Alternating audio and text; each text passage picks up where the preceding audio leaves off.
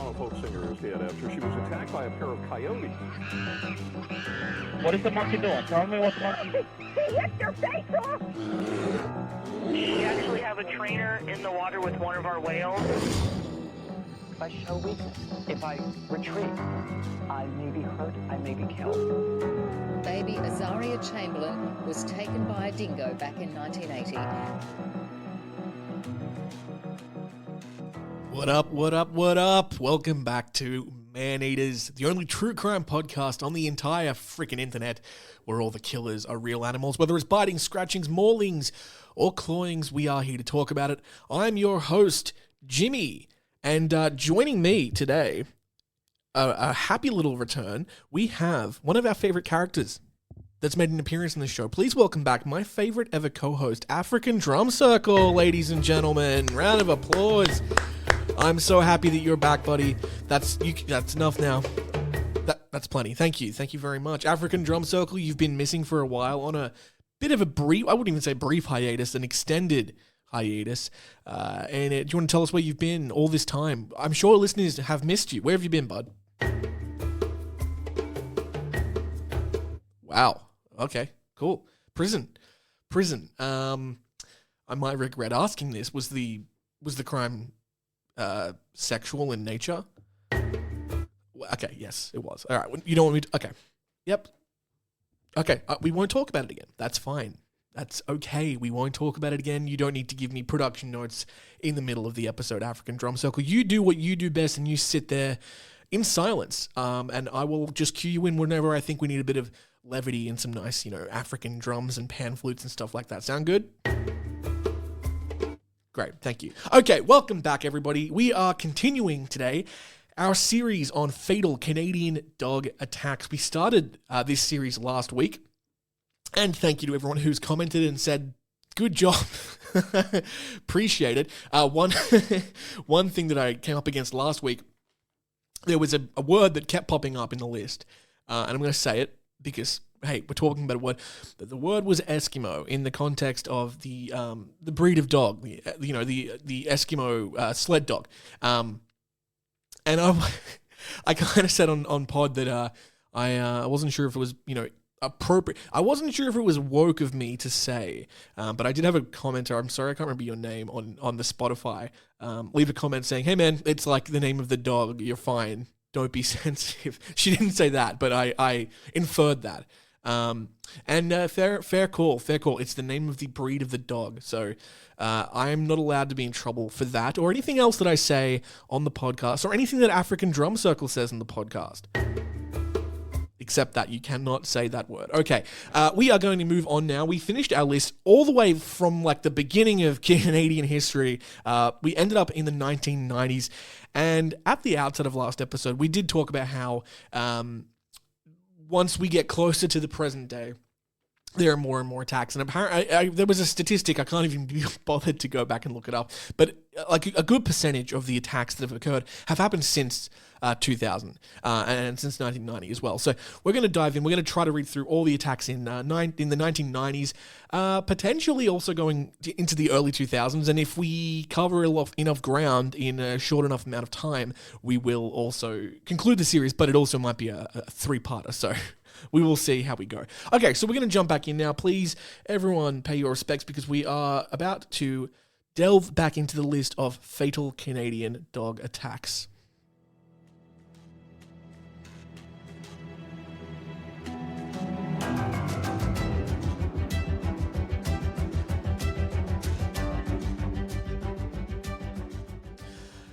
Okay, our first victim died on April 26th, 1990. That's actually my wedding anniversary, not 1990. Obviously, I wasn't even born yet. This death occurred in Caledon in Ontario. The dog type was called Chow Chow. And I've never heard of this before, but the Chow Chow is a Spitz type dog breed, originally from northern China. They're very cute and little and fluffy. So interested to hear how this has gone. I'm going to assume it's a baby. It is a baby. Okay, so the victim's name was Catherine Coltai, and she was less than a month old. Coltai was attacked by the family dog, 10-year-old Rufus, around 7:30 a.m. He overturned her bassinet and bit her on the head, leaving teeth marks. Her parents were in another room during the attack. Coltai died in a Toronto area hospital that she was airlifted to. Rufus, who may have mauled Coltai out of jealousy, was euthanized. July 28th, 1993, skipping for 3 years to the year that yours truly finally graced this planet. This occurred in Pond Inlet in Nunavut. It was 8 sled dogs responsible for the death of 8-year-old Rita Angmalik. Angmalik was attacked by tethered dogs when she tried to feed them a bone. Her sister ran home to inform their father of the incident, who pulled Rita from the dogs and took her to the community health center. She unfortunately died a few minutes later. All of the dogs were euthanized. Michelle Dawn Whitehead was 11 years old when she was killed by 5 sled dogs in Fort Chipewyan in Alberta on December 30th, 1993. Whitehead, who was walking home from a friend's house, was mauled by dogs on an isolated road at about 4:45 p.m. and died 2 hours later. She may have been trying to stop them from fighting. All of the dogs were euthanized. They were well fed, they did not have a history of being hostile, and they were typically tied up on their owner's property. In 1989, Whitehead was attacked by a Rottweiler in Edmonton. She was trying to retrieve an item from a neighbor's yard. That poor girl did not have a good history with dogs, unfortunately. We skip now to 1994, the following year, in September, which is the 22nd of September, so almost a full 10 months from the last death, in Mississippi Mills in Ontario. I didn't know that there was a Mississippi in Canada, but apparently there is. Now, this dog breed, I haven't seen this before. How do I pronounce this? So it is a Mermano Abruzzi sheepdog. Mermano Abruzzi sheepdog was responsible for the death of 17-month-old Jennifer Ainsley Needham. Around 5:30 p.m., Needham was bitten on the face and on the back of the head by the family's dog, Zingaro. She may have gotten between Zingaro and the family's female dog, who was in heat. Needham suffered an air embolism, lost consciousness on the way to Almont General Hospital, went into cardiac arrest, and died from blood loss at around 7:15 p.m. A neighbor claimed that several residents were afraid of the Needham's dog to the point where they would not go near their residence, but another neighbor said that her children frequently hung around the dogs and did not believe that they were dangerous. It is unknown if Zingaro, who weighed about 105 pounds, was euthanized.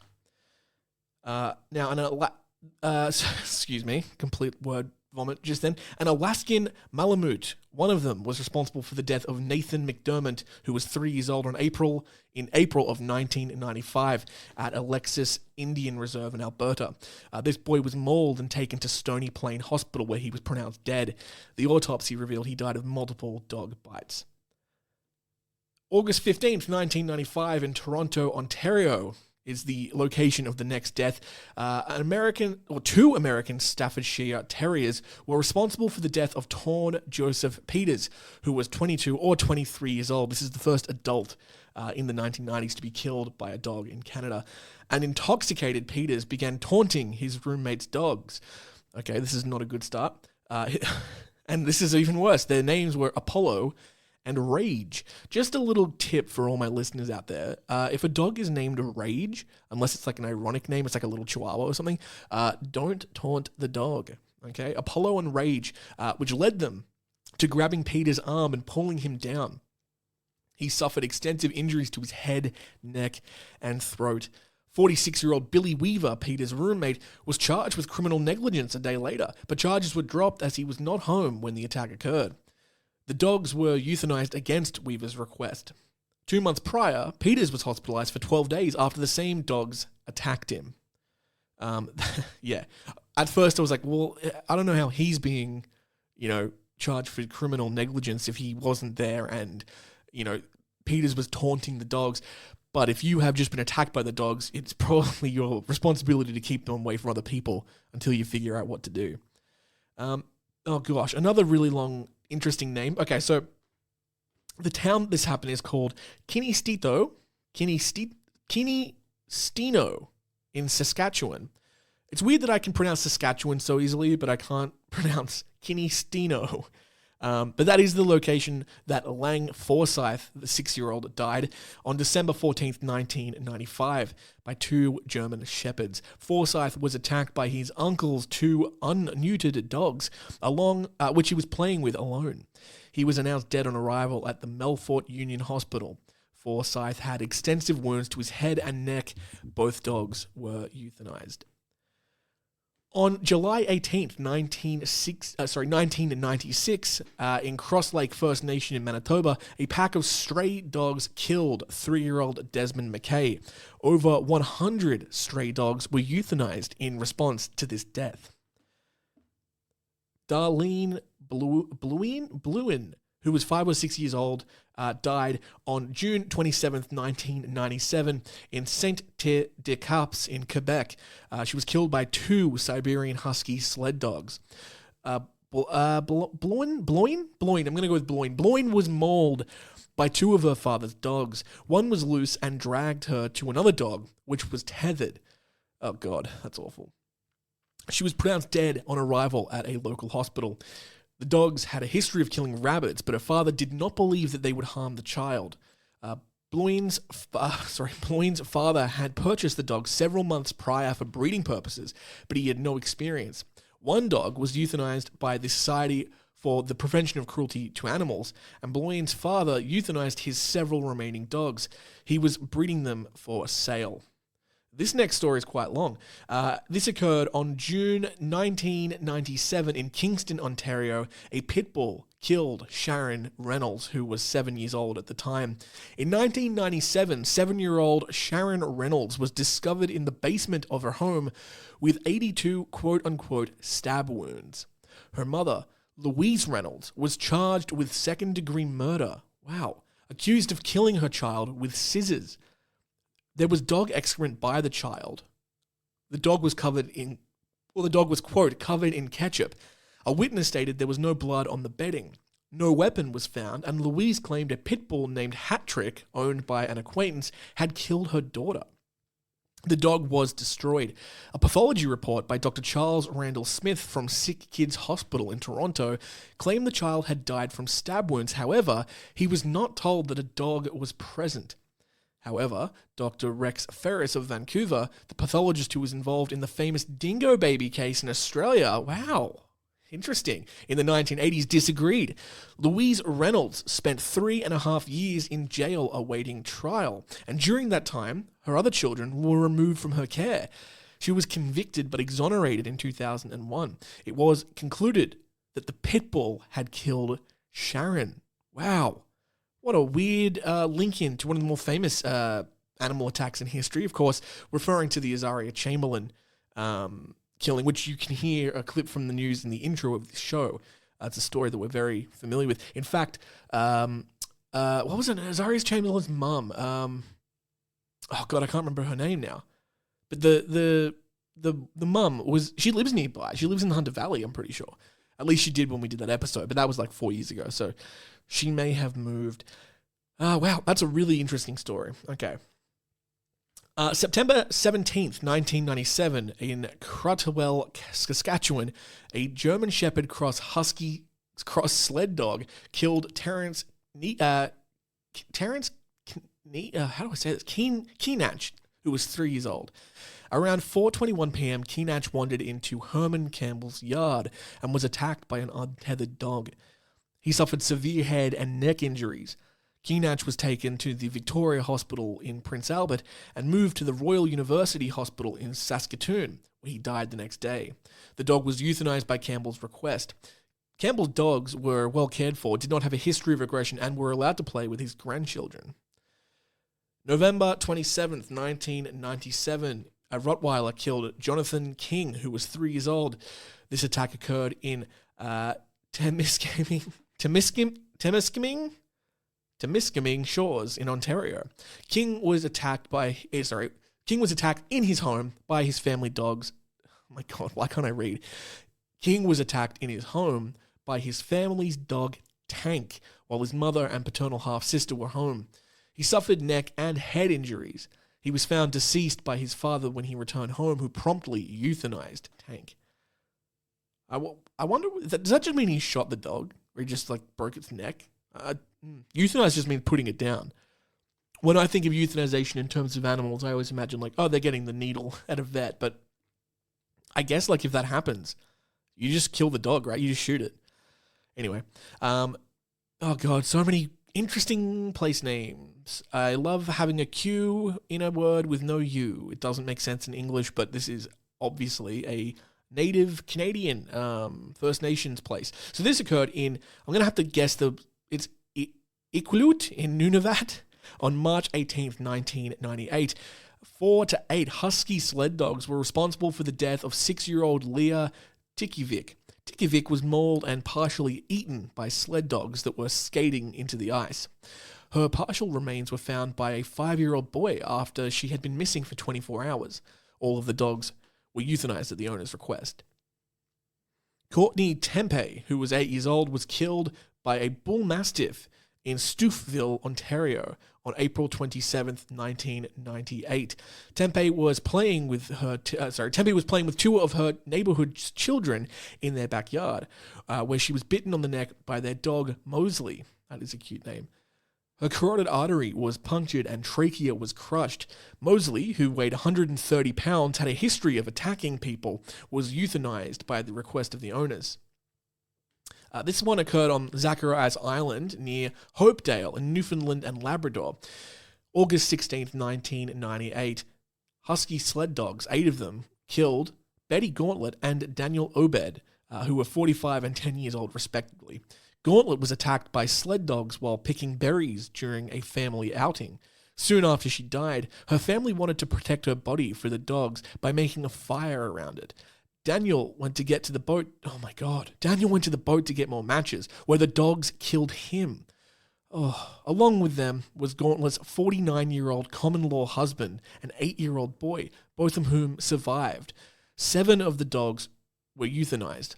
They were likely left on the island for the summer by their owners, a common practice for Inuit in the area. December 21st, 1998 was the day that Kelson Frog, or Froge, it's got an E on the end maybe, who was 8 years old, was killed by a pack of stray dogs in Cross Lake First Nation, Manitoba. Frog was repeatedly bitten in the head by stray dogs while walking home from a friend's house, and he was pronounced dead an hour later.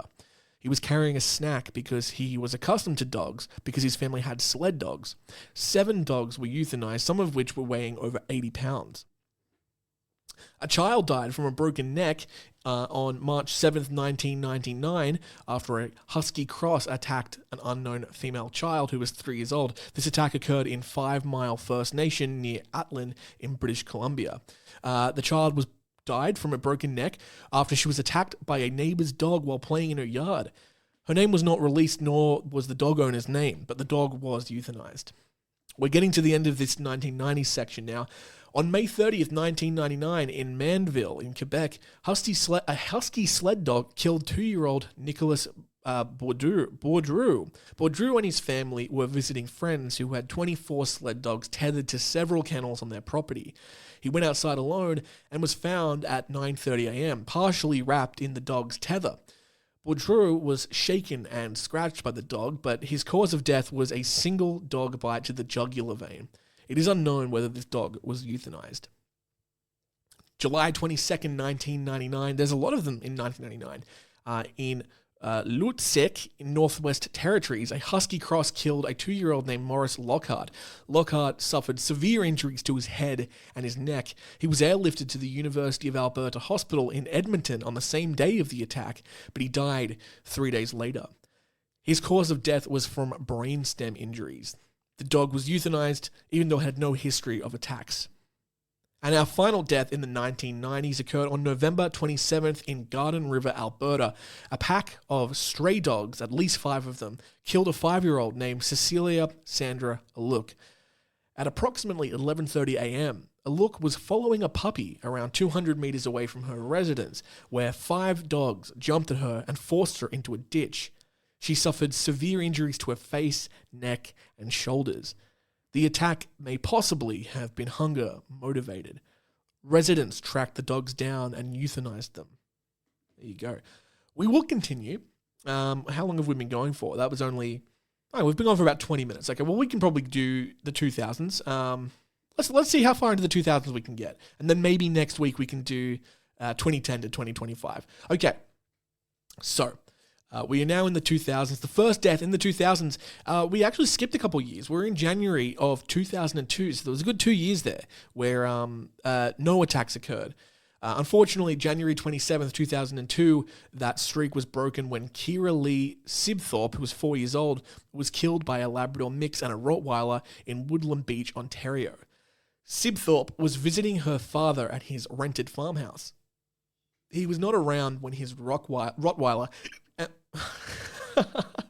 Sorry, did you just hear me hiccup? I'm going to make a note to remove that, but there is a very good chance I forget to do that. So if you heard that, I apologize.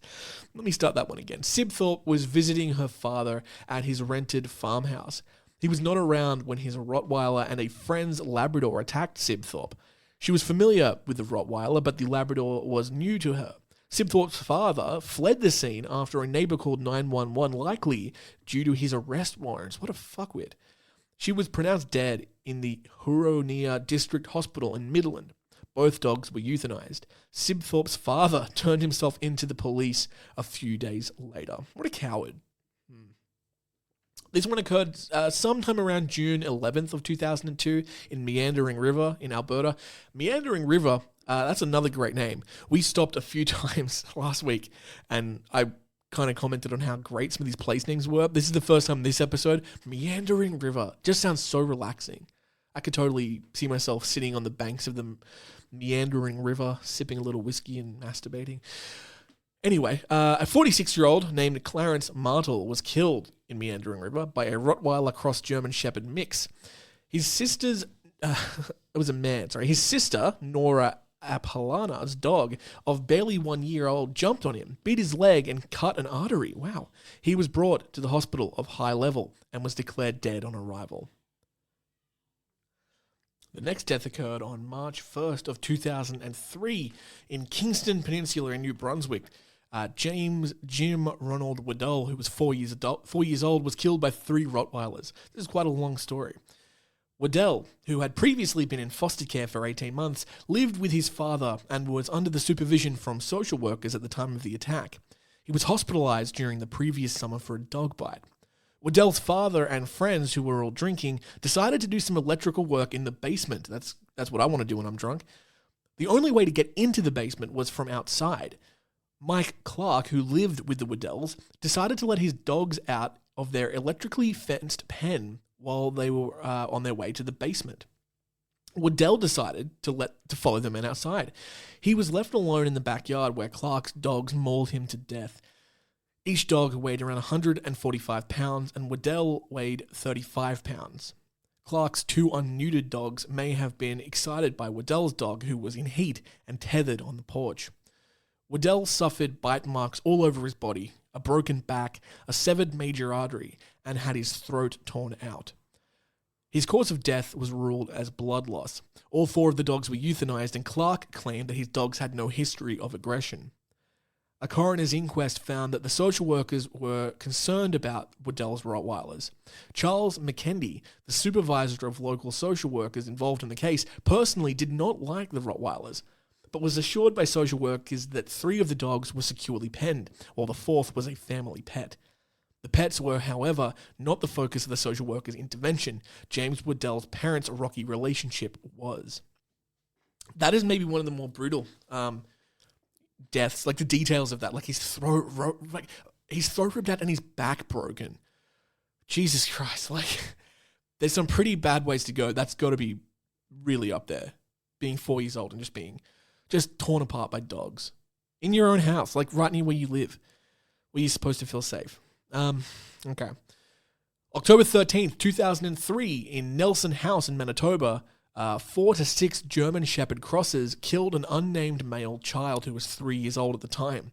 At around 2:30 p.m., a boy was attacked by his grandmother's dogs in her basement, where he was playing with a puppy and had some bannock. What is bannock? Bannock is Indian bread. Yum, delicious.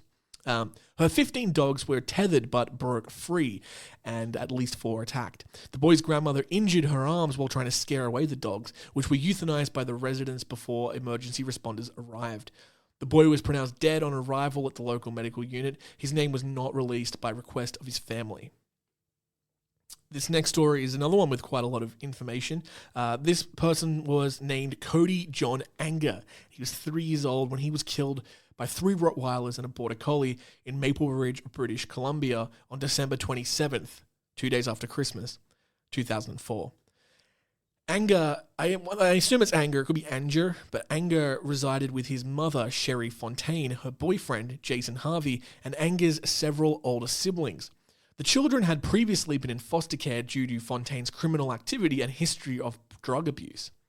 A social worker who visited them 4 months prior said, quote, "The risk to the children has been substantially reduced." Fontaine owned 2 dogs and was temporarily caring for Jenny Babby's 2 dogs. Babby described Fontaine's Border Collie as a quote-unquote crack dog, since Harvey would allegedly put the dog in a box along with crack. Social workers did not believe the dogs were dangerous, but financially draining for the family. Babby's dogs were kept outside or in the basement at night when she was away. They were barricaded in the kitchen on the night before Anger's death because another family friend was sleeping in the basement. It is possible that Babby's dogs jumped over the 1-meter plywood sheet, keeping them in the kitchen. Anger was attacked by all 4 dogs while watching cartoons in the living room. He was found unresponsive by one of the siblings, whose yelling and screaming woke up their mother. Fontaine and Harvey took Anger to the Ridge Meadows Ridge Meadows Hospital before noon. He was not breathing, had fixed pupils, and no blood pressure or pulse. Anger was pronounced dead at 12:12 p.m. He suffered injuries to his scalp, neck, extremities, and died from blood loss. Fontaine lost custody of her other children shortly after the incident. All 4 dogs were euthanized. None of them had a history of aggression, nor were they sick with rabies. That's another really, really depressing story. Okay, the next death occurred. This is quite an old person. It's probably the first elderly person we've had since the 1990s. John Martin, who was 77 years old, was killed by a mongrel. I've always wondered what a mongrel is. It's just a mixed breed or a mutt or a dog like that. It doesn't have a recognized breed. He was killed on May 29th, 2006 in Welburn, which is part of Thames Centre in Ontario. Around 5 p.m, Martin's 5-year-old dog lunged at his throat while he was playfully poking his wife on their driveway. His wife and a female cab driver managed to pull the 88-pound dog off him. Martin had suffered a severed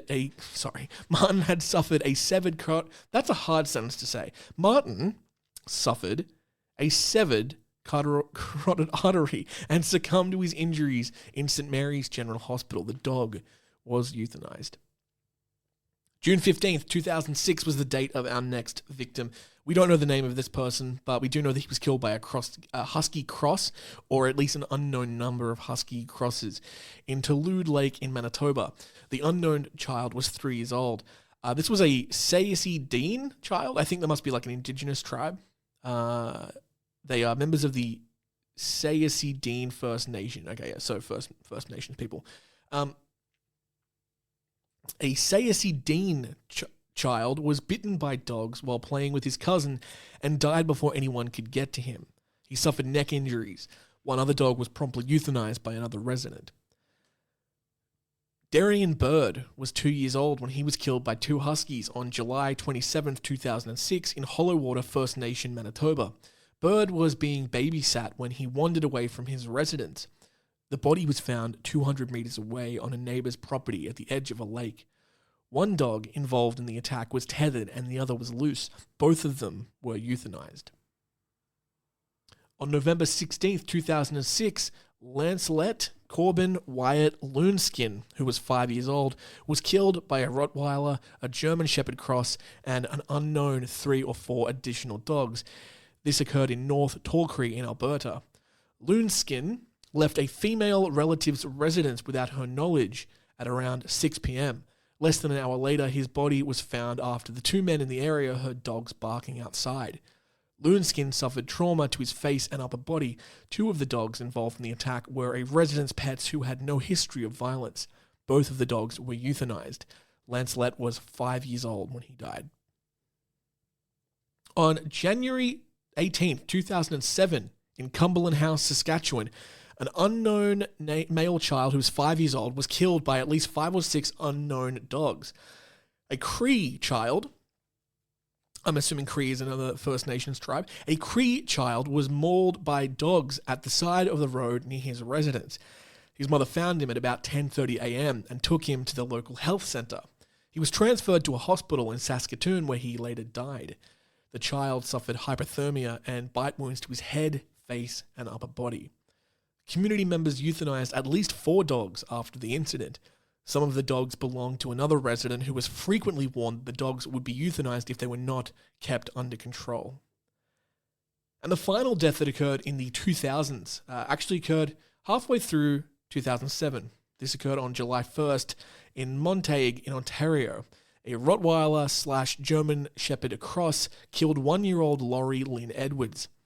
At around 6:30 p.m., Edwards was mauled by her grandparents' 10-year-old dog. She suffered severe injuries to her head. Edwards was taken to a local hospital before being transferred to the Children's Hospital of Eastern Ontario in Ottawa, where she died. The dog, which was euthanized, was tethered and did not have a violent history. Edwards' grandparents were not charged. And that is where we're going to leave our list for today. When we come back next week, we will talk about all the deaths that occurred from 2010 all the way to the modern day. I'm going to really quickly skip forward and just see what date the most recent one on this list was. February 17th of 2025. So within the last 6 months. Okay, that's how recent this list is. All right, we're going to leave it there, guys. A lot of dark stuff to unpack. Sometimes I find myself going through this and becoming a little bit numb to all of it. So I hope you're all okay listening to that. It is difficult to talk about dog attacks because they so often involve the deaths of children and old people. It seems, if I had to guess, it's like 70% of these people are, children under the age of 10. And then, another 25% are elderly people over the age of 65, and then maybe the remaining 5%, I don't know if I've done my math correctly there, the remaining 5% are just people between those ages. So it's the newly dead and the nearly dead and the newly bred. That was a line that House said, House MD. I remember that was very insensitive. Like everything he did, that guy just really went around committing medical crimes, didn't he? All right, we're going to take a quick break. Do you need to use the toilet, African drum circle? Okay, you went in the chair. That's not really what we want, but that's okay. We're going to take a break now. Please go into a wee. If you're driving, pull over and just stretch your legs. And of course, if you do hear any messages, please buy the things and tell them your boy Jimbo sent you. Be a good little capitalist. Or at least just buy I don't know. You know what? Don't do it. Don't buy a thing. I don't know. What am I saying? Okay. Break time. Go do a wee.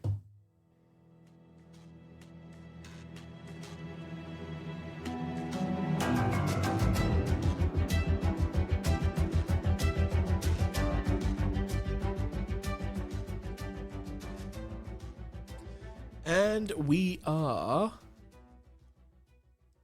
back. Made you wait for it, didn't I? Yeah. So we're going to move on now to a segment that you're all very familiar with. This one's called...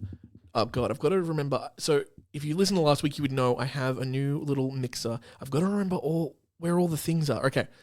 It is... Ready? The scratch of the day. Nope. Sorry, let me try that again. It's the scratch of the day. God fucking damn it. No. Sorry. One last time. It's the scratch of the day. I mean, oh, for fuck's sake. People are entitled to their sexual proclivities.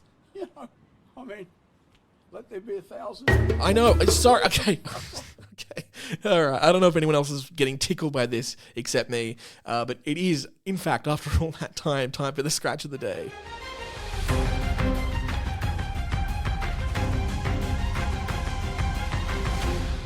The Daily Sentinel reports that CPW is issuing warnings after 3 moose attacks have occurred. Colorado Parks and Wildlife is reminding the public that moose can be aggressive during calving season. after responding to 3 recent moose attacks in the park, Grand and Root counties. CPW said it highlights the animal's innate aggression towards dogs and the need for awareness while hiking, especially near water with thick vegetation where moose are often found and can be difficult to see. Moose give birth to calves in the late spring and early summer, and during this time they can become more aggressive towards perceived threats to their young. Cows will hide their calves to protect them from predators, but will stay nearby. Quote, turn around and leave an area if a calf is spotted. If a moose begins to charge, get behind objects like trees or boulders to put obstacles in its path. Respect posted signs warning of aggressive moose behavior or calf activity on trails. Choose a trail with good visibility and make noise when recreating through thick vegetation. A CPW news release said. CPW also recommends keeping dogs on leash to avoid startling moose near a trail. One attack occurred near the town of Fairplay on March 30th. 2 women were walking 4 dogs off leash when they encountered a cow moose. The moose charged and trampled the woman multiple times. Eventually, they were able to climb safely onto a nearby roof to escape. A neighbor hazed the moose away with a fire extinguisher. Neither woman sought medical treatment. CPW officers responded to the scene and found 2 cow moose. Unable to definitively identify which moose was involved in the attack, no further action was taken. On May 31st, a couple was returning home from a walk with their dog near Columbine Lake in Grand Lake when a cow moose charged them, knocking the woman to the ground. The woman managed to crawl under a small storage area next to their house, but the moose continued to charge and attempt to stomp her. When the moose continued to show aggression towards the woman and showed no signs of leaving, the boyfriend shot and killed the moose. The woman was treated on scene with injuries to her face, shoulders, and arms. Following an investigation, CPW officers did not cite the man since it was determined the moose was shot in self-defense while actively posing a threat to human life and safety. The dog was on a leash at the time of the attack, and the officers believe the cow was protecting a calf, which was bedded out of sight from the victim and her boyfriend at the time. CPW officers searched the area and located the calf moose. This is sad. The calf was humanely euthanized by the CPW. Couldn't we have just put it in a zoo or something? I don't know. I don't really know how it works. Quote, the decision to euthanize the calf was not easy to make, the Hot Sulphur Springs area wildlife manager Jeremy Huntington says. While rehabilitation can be successful in some cases, it's not a guaranteed solution. In the case of this moose calf, taking it to a rehab at such a young age would not be in the best interest of the animal's long-term survival in the wild. According to CPW wildlife regulations, wildlife taken to rehabilitation facilities is primarily intended for the purpose of returning the wildlife to the wild, and no wildlife may be held for more than 1 year. At this age, the only thing this moose will know is human interaction for survival. If the rehabilitation in the facility is successful, we believe the moose would already be habituated to humans, which can lead to an increased potential of threat to human health and safety, said Huntington. The third incident occurred on the 1st of June. The woman was seriously injured while walking 2 of her dogs at River Creek Park in Steamboat Springs when she was attacked by a cow moose. A man on a paddleboard passing by found her on the ground near the river. As he helped her towards the parking lot, the moose returned and kicked him. The woman was transferred to hospital by EMS with serious injuries. After evaluation, she was flown to a facility on the Front Range. The man was also evaluated at the scene and released. CPW officers observed a cow moose and her 2 calves in the same area after the incident and believed the cow was protecting her young. Both dogs were on a leash at the time of the attack. Now, while moose encounters with people are quite common, conflicts with moose are low, and the news release said. Since 2019, CPW has responded to 22 injuries from moose attacks. I always forget how huge moose are. They are absolutely ginormous, and they're really beautiful creatures too, but they are very aggressive and not one that I would want to come up against in the wild ever. Okay. We're talking about another horned, or I guess antlered kind of animal. Actually, moose have antlers, don't they? And horn, I think I saw this the other day. Antlers fall off and horns are like bone that are attached. That was the definition of things. So this is not related. Never mind. I was trying to do a segue. We're talking about a ram. We're talking about a ram now. Okay, never mind. Never mind, guys. Jesus Christ. Do I have to do all the segues over here? African drum circle, could you not have done something? Yeah, you're right. That's way better. Damn. Okay. Ram attack leaves a person with serious injuries. This is in New Zealand. New Zealand. I'm going to New Zealand in a few weeks. One person has suffered serious injuries after being attacked by a ram in the lower North Island. Police were called to an animal attack at about 2:15 p.m. on Monday on Makino Road, a rural road in Manawatu, north of Fielding. The victim has sustained serious... It's like South African. Let me try that again. The victim has sustained serious injuries and will be transported by so bad by ambulance to the hospital. The animal has been destroyed. Why can't I do a New Zealand accent? I swear to God I used to be able to do it. Fish and chips. Yeah, okay, whatever. An officer later told RNZ the animal was a ram. Hato Hone St. John confirmed crews responded to a farm incident in Halcombe with one ambulance, one rapid response unit, and one manager. A St. John spokesperson said one person was in a serious condition and was treated and transported to Palmerston North Hospital. The attack comes just over a year after the deaths of Hillgate and Gay Henson. Do you guys remember that story? We covered that on a whole dedicated episode of Man Eater. It was called Ram Rampage. I can't believe it's been a year. Damn. The attack comes just after a year of the deaths of those two were found dead on their 4-hectare lifestyle property after a rogue ram entered their paddock and killed them. At the same time, an animal behavior researcher told RNZ that ram attacks were rare, but the injuries inflicted could be similar to being hit by a car. Oh my God. There you go. Wild, wild stuff. Got 2 more stories for you, and then we're going to try to do something different to finish off the episode. This one, it involves a lion. That's right. This is a weird one. Hold on. So this was like posted by like Bear Grylls on a Bear Grylls thing, but I'm not going to read it from that website. Okay. This is from outdoors.com. Okay. A tragic incident in Namibia claimed the life of a wildlife enthusiast and ultimately the lion responsible for the mauling.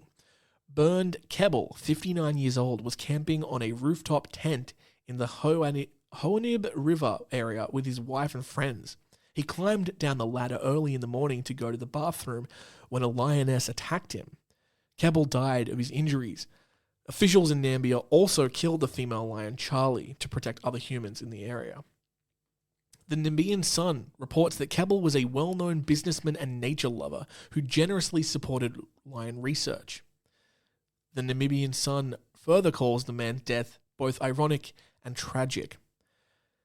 According to Deputy Commissioner Eric Clay, Kebbel's wife screamed for help during the attack, and other campers came to answer the call, but by the time the group drove the animal away, it was too late. Despite a petition to save Charlie the lioness, wildlife officials deemed her unsafe to the public and put her down. The Namibian... Am I saying that right? The Nambian? Probably... No, Namibian. Namibian, that's probably... Yeah. The Namibian Chamber of Environment spoke out about the danger of camping in this region right now, saying, "The incident is tragic for both the person and the lion. While this individual lion may have become a threat to other people, it is likely that other lions in the region will also be dangerous during this time due to a lack of prey.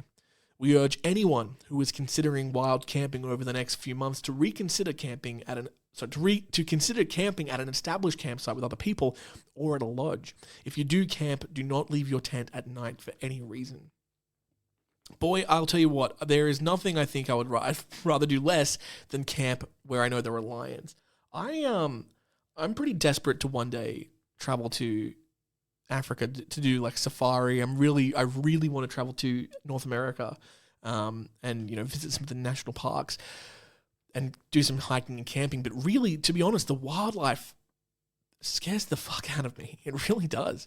I'm a little bit over people saying in Australia everything wants to kill you. Can we just go back and talk about Africa for a moment? Like, they have literal lions and leopards and hippos and, oh god, mosquitoes that will give you shit out your ass disease. Anyway, final story. Kind of a happy ending, sort of, for this guy. Arizona man kills a mountain lion to protect his pet dog from an animal attack. I should have probably waited to read it before I declared it a happy ending, because I don't know if the dog survived. Here's the story. A man and his dog are safe after a dangerous encounter with a mountain lion. On May 25th around 10 p.m. in Buckeye, about 30 miles west of Phoenix, Arizona, the man was walking his dog in a residential area called Veredo when a mountain lion approached the pair and attacked them, the Arizona Game and Fish Department told People in a statement. The brief altercation did not result in serious injuries for the canine, with the man successfully kicking the lion off his dog, the department statement read. Yet the altercation didn't deter the predator because the mountain lion doubled back, per the statement, following the man and the dog as they returned home. The mountain lion approached the duo again, but this time the man fatally shot the big cat. The killing was an act of self-defense, the statement read. The state's wildlife management agency picked up and transported the dead mountain lion without any further incident. Mountain lion and human encounters are quite rare, but the spread of urban and suburban sprawl is leading to increased run-ins as the big cats lose their natural habitat. Want to correct here, by the way. I'm going to correct people. Sorry whoever wrote this article, but mountain lions, as we've learned on this show, are not big cats. I always thought they were, but then I had a listener tell me they're actually not big cats. They're actually the largest of the small cats. So big cats include tigers, lions, leopards, snow leopards, and jaguars. But mountain lions are not included in that. They're closer related to like things like lynxes and bobcats, and even the human, the house cat. They are big. They are big animals, but they're not big cats. Anyway, there you go. I've educated you. People magazine. If you encounter a lion, I've skipped a bit. The University of Arizona estimated that around 2,500 to 3,000 wild mountain lion are currently living in the state. If you encounter a lion, do not run. Face the lion and slowly back away, leaving an escape route. The rest of this article is just tips and tricks on not dying from mountain lions. We've talked about that enough, so we are not going to talk about it now. Going to take another quick break, and then we will be back with our final segment.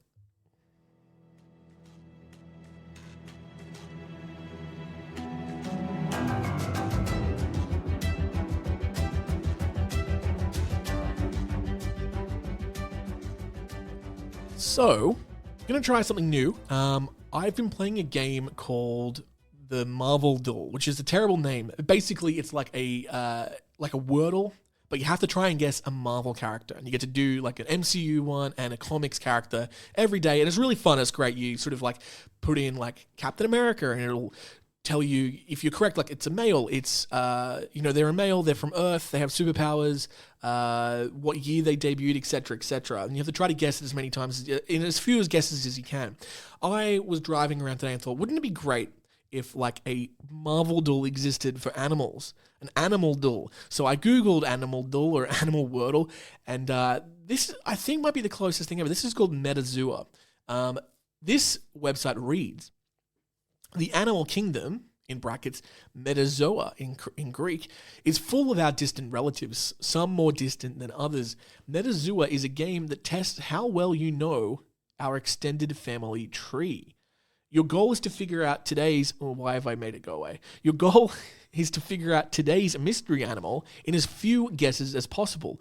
Wrong guesses will narrow down the answer by taxonomic rank, aka kingdom, phylum, class, order, etc. The more your guess has in common with the answer, the more you will learn about the mystery animal. For example, if the answer is Homo sapiens, your guesses might create a tree that looks like this, and then they show you a tree. There is only one mystery animal per day, but you get 20 guesses to figure out. Let's give it a go. Shall we have a try? It says enter the zoo. I'm going to do that. So, we need to guess an animal to start with. Let's do a classic, and we'll go tiger. Okay, so I'm guessing tiger. The answer and the tiger have this in common. They are in the, I guess it's the Theria. It's a subclass of mammals amongst theriforms. Theria includes the eutherians. God damn. And why don't they make this language easy to read? And the exclude the egg-laying monotremes and various extinct mammals evolving prior to the common ancestor of placentals and marsupials. Okay, so So what does that mean? So it's in common. So the tiger is in this subclass, and the mystery animal is also in the subclass. Okay, so it's a mammal. So we know that, but it's not a marsupial, and it's not like a monotreme. Let's go. If it was closer to, if it was like a lion or something, it would have said like you're closer. You're in like the feline family. So it's not going to be I don't think it's going to be a cat. So let's go with something like a elephant. Let's see if we go with that. Elephant. We're going with like the big animals to start with. Okay. So it's still in the theory. But we haven't got any closer. I can get a hint. Exchange 3 guesses to reveal a rank. No, let's not do that. Let's see if we can keep going. So, all right. So it's not in the Eutheria family. It splits off from the Theria family. So it's not actually in the same, I guess, subclass or family as, yeah, okay. So it's not in that. Okay, so let's think outside of that. So maybe we go like a bat. Like a fruit bat. Let's guess that. Okay, so we're going in the wrong direction. We're going in the wrong direction still. The Theria consists of the Eutheria, and the Eutheria has elephants in it. And then branching off from the Eutheria is Laurastintheria, which includes tigers and fruit bats. So tigers are more closely related to fruit bats than they are to elephants, which is interesting. We're definitely going in the wrong direction. Maybe I read that wrong about the marsupials. Let's do kangaroo. Okay, we're getting closer. Okay, so we're now into the Metatheria. Metatheria is a mammalian clade that includes all mammals more closely related to marsupials than to placentals. First proposed by Thomas Henry Huxley in 1880, it is a more inclusive group than the marsupials. It contains all marsupials as well as many extinct non-marsupial relatives. So I wondered if this can include extinct animals or not. Okay, well, let's go with another animal that's similar to the kangaroo, another marsupial. We'll go the koala. We have 16 guesses left. I think we're doing all right. No, okay, so included in Metatheria is Diprotodontia, which includes koalas and kangaroos, so we're not in that. I think I might have misread the first thing about the monotreme. So let's try a monotreme. Let's do platypus. There's only like 2 monotremes, echidnas and platypus, so let's see. Oh, what? Wait, what? Okay, so platypus is way off. Platypus is way off. Let's use a hint. We can exchange 3 guesses to reveal a rank. Let's do that. Okay, so the animal exists in the interesting. The Dasyuromorphia. The order Dasyuromorphia. It's an order comprising of most of the Australian carnivorous marsupials, including quolls, donuts, the numbat, the Tasmanian devil, and the extinct thylacine. Okay, there you go. All right, so we were on the right track with the Australian animals. Let's go. To me, the most famous of these, excluding the extinct thylacine, is the Tasmanian devil. I'm going to guess that. I actually went to Hunter Valley Zoo. Quick story. Oh, I got it right. Okay, there we go. We did it. It was the Tasmanian devil. My story was that we went to the Hunter Valley Zoo last weekend to play with the monkeys. And no, that's not a euphemism. We actually did play with the monkeys. But we also saw the Tasmanian devil. And there was just this one who had zoomies. I don't know if it had lunch or did a shit or something like that, but it was just running around. It was so cute. Okay, that's a fun game. It's very complicated. I'm not smart enough for this. We start off at Metazoa. We go to Mammalia. And then Mammalia branches off. We have platypus on one side and then the order Theria. We go to the Metatheria. We go down to the Dasyuromorphia. And then, of course, the Tasmanian devil. The Tasmanian devil is a carnivorous marsupial from the family Dasyuridae. It was formerly present across mainland Australia, but it became extinct there around 3,500 years ago. It is now confined to the island of Tasmania. They're very cute animals. They're like big kind of rat possum things. But I'll tell you, and there's a lot of interesting things about the Tasmanian devil. One of them is that they stink. That's one thing. They do stink, and they screech, and their sound that they make is awful. They're famously bad. People hate them. The sad fact about them is that Tasmanian devils, like a lot of them, like cancer is like ripping through populations of Tasmanian devil, like facial tumors and stuff like that. It's very, very sad.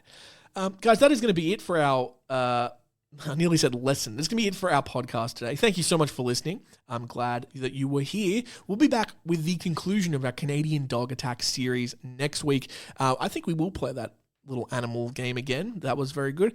And yeah, please have a safe and happy next week because I love you and I'll see you next time. Is there anything I should plug? I don't know. Do all the social media shit. There's a Patreon. You guys know the drill by now. All right, gang. I forgot to play the outro music. God damn it. All right. I'm going to play the outro music now. And, yeah. Didn't think about that, did I? Maybe while this is going on, because I really don't want to go back and have to edit this differently, I will tell you.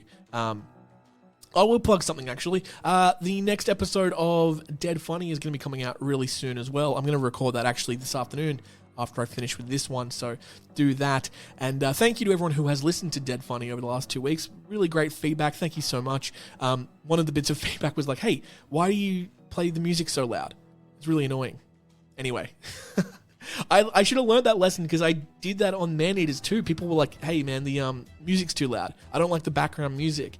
And I think maybe what it is maybe revealing a psychological thing for myself is that I do not think I'm interesting enough to hold a moment without music in the background, which is ironic now because I am padding time for the outro music. I'm getting used to the new setup with the mixer and everything, and I have to do all the sound effects live.